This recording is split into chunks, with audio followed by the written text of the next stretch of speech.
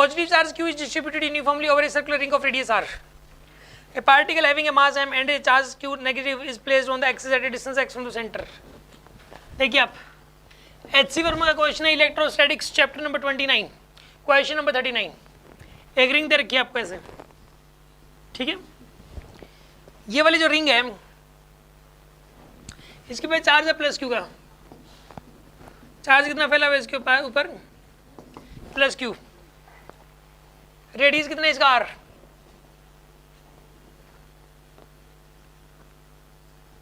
इसका radius are है. एक दूसरा पार्टिकल है उसके ऊपर एक नेगेटिव चार्ज है. यहां से एक्स डिस्टेंस पे एक नेगेटिव चार्ज रखा हुआ है, ठीक है ना. माइनस क्यू का चार्ज है और इसका मास भी एम है. एक नेगेटिव पार्टिकल है, इसका मास एम है, चार्ज ने माइनस क्यू, सेंटर से एक्स डिस्टेंस पे है और इसके ऊपर चार्ज है प्लस कैपिटल क्यू, रेडियस इसका आर है. Find the force on the particle. ये बताना है इसके ऊपर इलेक्ट्रिक फोर्स कितना लगेगा. सिंपल सी बात है यार, इस रिंग की वजह से यहाँ का इलेक्ट्रिक फील्ड चेक कर लो. फॉर्मूला मैंने बताया हुआ है. इसका फॉर्मूला क्या होता है? एक रिंग की वजह से उसके एक्सिस के ऊपर इलेक्ट्रिक फील्ड की वैल्यू होती है के क्यू एक्स अपॉन में R square plus x square की पावर 3/2. ये होता है, ठीक है ना. यहाँ पे कैपिटल क्यू आ जाएगा बस, क्योंकि चार्ज कैपिटल क्यू है इसके पास. K Q X upon R square plus x square की पावर 3/2 आ जाएगा. अब इसके ऊपर फोर्स बताइए किधर कितना लगेगा? क्यू इंटू ई का लगेगा. इलेक्ट्रिक फील्ड तो इस तरफ होगा लेकिन फोर्स इस तरफ लगेगा क्योंकि चार्ज नेगेटिव है. चार्ज पॉजिटिव होता तो इस तरफ लगता, अब चार्ज नेगेटिव है तो इस तरफ लगेगा, ठीक है ना. कितना लगेगा बताइए? के capital Q x small Q से मल्टीप्लाई कर दो बस, r square plus x square की पावर 3/2. इतना फोर्स लगेगा towards the ring, towards ring या towards centre of the ring. Towards centre of the ring इधर लगेगा ये फोर्स इधर लगेगा. ध्यान रखिए इस रिंग की वजह से जो इलेक्ट्रिक फील्ड होगा वो तो इस तरफ होगा लेकिन फोर्स इस तरफ लगेगा. इतना फोर्स लगेगा. तो इसने जो पहला क्वेश्चन पूछा था उसका जवाब तो हो गया. 39 का आंसर इसने इसी फॉर्मेट में दे रखा होगा. ये बस इसने के की वैल्यू पुट कर दी. के की वैल्यू आपको 1/4 पाई एप्सिलॉन नॉट पुट करनी है. 1/4 पाई एप्सिलॉन पुट करने के बाद भी नहीं आता क्योंकि इसने ना फोर्स नहीं दे रखा. ये पीछे टाइम पीरियड दे रखा है इसने फोर्स दिया ही नहीं. कोई बात नहीं, फोर्स ये होगा बस. ज़्यादा से ज़्यादा चाहो तो के की value 1/4 pi epsilon not put कर दो. अब इसने टाइम पीरियड पूछा है. इसने बोला कि अगर एक्स की वैल्यू वेरी स्मॉल हुई, एक्स की वैल्यू बहुत छोटी है, तो ये ऐसे चुम करते हैं ये पार्टिकल. इसका टाइम पीरियड बताओ. पहली बात तो ये ऐसे चुम करेगा. रीजन बताऊँ क्या है? ये force directly proportional to X है. देख लो आप, ये नीचे भी एक्स आया हुआ है, ये तो वेरी स्मॉल है, ये तो हम नेग्लेक्ट कर देंगे अभी. तो ये क्योंकि ना ये एक्स अगर वेरी स्मॉल होगा तो एक्स की वैल्यू अगर हम बहुत कम ले लें तो हम इसमें यहाँ पे एक्स को नेग्लेक्ट कर देंगे. ये डायरेक्टली प्रोपोर्शनल टू एक्स आ जाएगा. टुवर्ड्स द रिंग है, रीस्टोरिंग फोर्स है ये. तो रीस्टोरिंग फोर्स होता है और डायरेक्टली प्रोपोर्शनल टू एक्स होता है, तो उस केस में ऐसे चमी होता है. इसके अंदर आप एक काम करो, पहले तो ना ये माइनस साइन अपने आप लगा दो अपनी तरफ से क्योंकि रीस्टोरिंग फोर्स है इसलिए. तो F is equal to minus sign के capital Q small Q x. इसमें से आप आर को बाहर ले लो. आर को बाहर लोगे तो आर क्यूब बन के बाहर आएगा ये, ठीक है ना. तो अंदर बचेगा ये 1 plus x square by R square. यहाँ पे पावर आएगी 3/2, ठीक है. और एक्स बाई आर को 0 पुट कर सकते हो आप.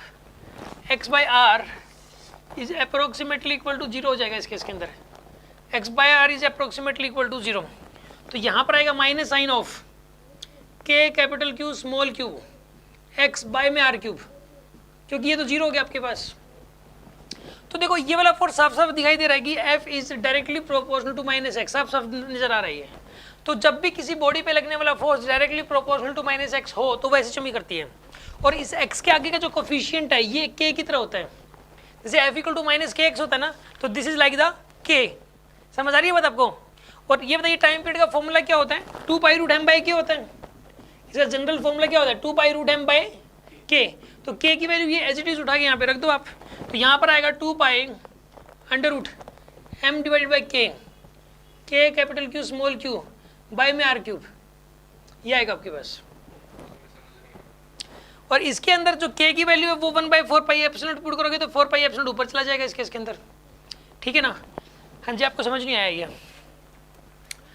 देखो आपको जो है ना इसके अंदर ये बताओ आप मुझे, इलेक्ट्रिक फील्ड की वैल्यू पता है? ये फॉर्मूला याद कर लोगे आप? रिंग की वजह से एक्स डिस्टेंस पे इलेक्ट्रिक फील्ड इतना होता है. ये बात मान ली कि नहीं मान ली आपने? मान ली. अब ये बताइए, इसको स्मॉल क्यू से मल्टीप्लाई कर दो, फोर्स आ जाएगा, ये टुवर्ड्स द रिंग आएगा। ये पता लग गया कैसे आएगा टुवर्ड्स द रिंग, क्योंकि इलेक्ट्रिक फील्ड इस तरफ है, चार्ज नेगेटिव है, तो फोर्स इस तरफ लगेगा। ये बात पता लग गई आपको। अब इसके अंदर से मैंने क्या किया कि इस आर को बाहर ले लिया, तो इस आर को बाहर लेंगे तो देखो ऊपर पावर 3/2 है, तो आर स्क्वायर की पावर 3/2 करोगे आप तो 2 से 2 कैंसिल, आर क्यूब बन के बाहर आएगा। ये ऐसा आता है, ये आर क्यूब बन के बाहर आएगा। तो अंदर देखो ये तो बाहर ले लिया था इसलिए बन आ गया, प्लस यहाँ पे x² बन जाएगा ये, क्योंकि यहाँ तो था नहीं r² बाहर कॉमन लेने के लिए, तो हमने एक r² से मल्टीप्लाई डिवाइड कर दिया, तो जो मल्टीप्लाई किया था वो तो बाहर आ गया और डिवाइड वाला यहाँ पे रह गया अब, और ये पावर 3/2। अब x/r को हमने 0 कर दिया, x/r क्योंकि x is very much smaller than r, इसने दे रखा है क्वेश्चन में, तो x बहुत छोटा है r से, तो यहाँ हो गया, इसको अप्रोक्सीमेटली 0 पुट कर देंगे तो x/r 0 हो गया। तो आपके पास ये वाली चीज़ बच गई। अब ये वाला जो फोर्स है डायरेक्टली प्रोपोर्शनल टू -x है, देख लो यहाँ पे माइनस है, ये x है, ये तो कांस्टेंट है। तो SHM की कंडीशन होती है आपको 11th में F = -kx, ये कंडीशन पता है आपको? कोई बात नहीं, आप मान लो इस बात को भी, अगर ऐसा हो रहा हो तो वह SHM की कंडीशन है। इसमें k जो है ना वो कांस्टेंट है, इसको फोर्स कांस्टेंट बोलते हैं k को। ये इस फॉर्मेट में आ रही है, अगर इस फॉर्मेट में कोई भी फोर्स आ जाए किसी बॉडी पे लगने वाला, तो इसका मतलब वो बॉडी SHM करेगी। और टाइम पीरियड का जनरल फॉर्मूला ये होता है, ये आपको पता है?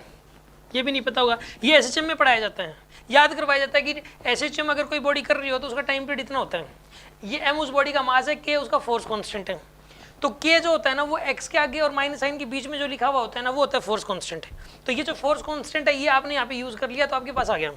अब इसको मुझे उसी फॉर्मेट में लेके आना है, इसके अंदर जो सोल्यूशन आंसर दे रखा है उसी फॉर्मेट में मैं ले आता हूँ इसको। इसमें काम करो, पूरे की पावर 1/2 करके 2π को अंदर ले जाओ आप और k की वैल्यू पुट कर दो। यहाँ पे मैं इसको सोल्व कर रहा हूँ, इसको अंदर लेके जाओ, 4π² बनेगा इंटू mr³ बनेगा, और k को करोगे 1/4πε, 4πε ऊपर चला गया, ठीक है, और नीचे आएगा कैपिटल Q स्मॉल q आएगा नीचे, और इस पूरे की पावर 1/2 आएगी क्योंकि अंडर रूट दे रखा है। इसके अंदर मैं 2π को अंदर ले गया, 2π को अंदर लेके जाऊंगा रूट के अंदर तो स्क्वायर हो गया जाएगा, 2 का भी स्क्वायर, पाई का भी स्क्वायर, और k की वैल्यू 1/4πε होती है तो 4πε ऊपर चला जाएगा। अब ये यही दे रखा है इसने, 4 4 से 16 बनेगा यहाँ पे, और ये π³ बन जाएगा, पाई स्क्वायर है ये पाई क्यूब बन जाएगा, तो पीछे आंसर मैच हो जाएगा आपका। आ रही है बात समझ में आपको?